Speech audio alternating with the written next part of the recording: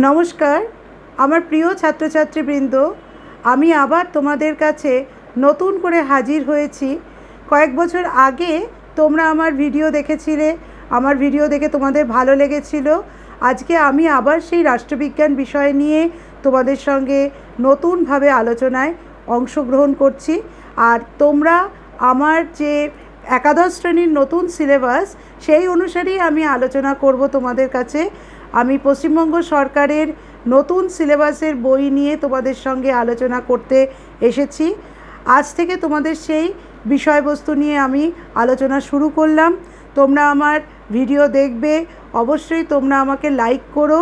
তোমাদের যদি কোনো মতামত থাকে তোমরা আমাকে কমেন্ট সেকশানে জানাবে। আর সর্বোপরি আমার চ্যানেলটিকে সাবস্ক্রাইব করো, আর পাশে থাকা যে বেল আইকনটা রয়েছে সেটাকে কিন্তু তোমরা একটু অন করে দিও, যাতে আমার প্রত্যেক আপডেট হলেই নতুন ভিডিওগুলো তোমরা পেয়ে যাও।